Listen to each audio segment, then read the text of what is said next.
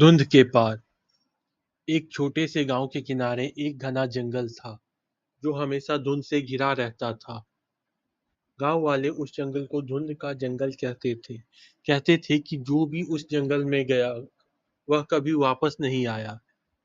गांव में एक युवक संजीव जो हमेशा नई नई कहानियों और रहस्यों में दिलचस्पी रखता था,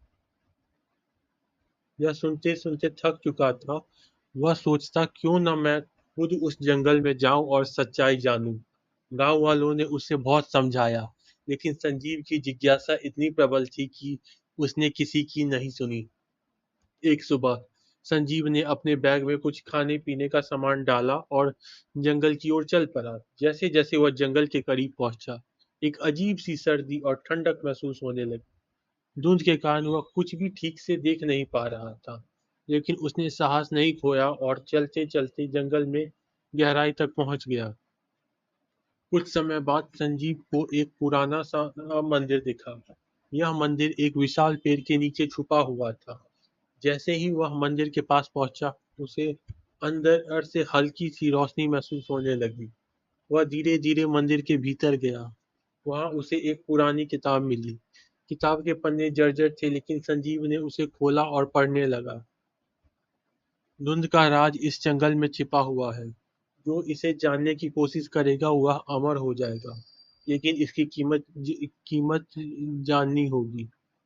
यह वाक्य पढ़ते ही संजीव के होश उड़ गए। वह समझ गया कि यह जंगल और उसकी धुंध किसी रहस्यमयी शक्ति से जुड़ी है।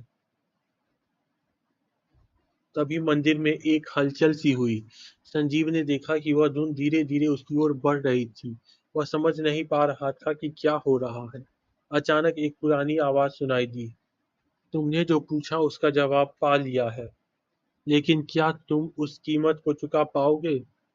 संजीव घबराया हुआ था, परंतु वह जानता था कि अब पीछे हटने का समय नहीं था। धुंध में खो जाने के बावजूद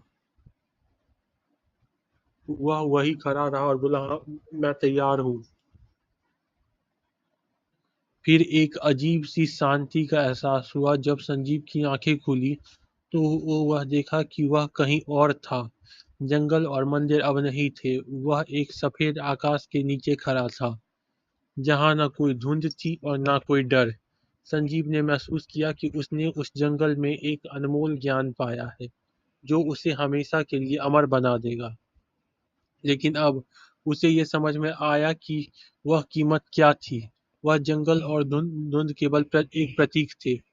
असली मूल्य उसकी जिज्ञासा और साहस था, जिसने उसे इस अद्भुत अनुभव तक पहुंचाया। संजीव गांव वापस लौटा, लेकिन अब वह वही व्यक्ति नहीं था। उसकी आंखों में एक अजीब सी चमक थी और उसकी बातें सुनकर लोग हैरान हो जाते थे। वह अब गांव वालों को वही सच्चाई बताता था जो उसने जंगल में सीखी थी।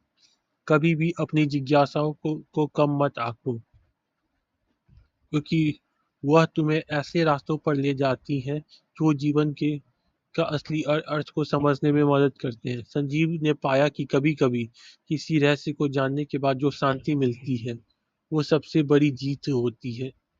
धन्यवाद।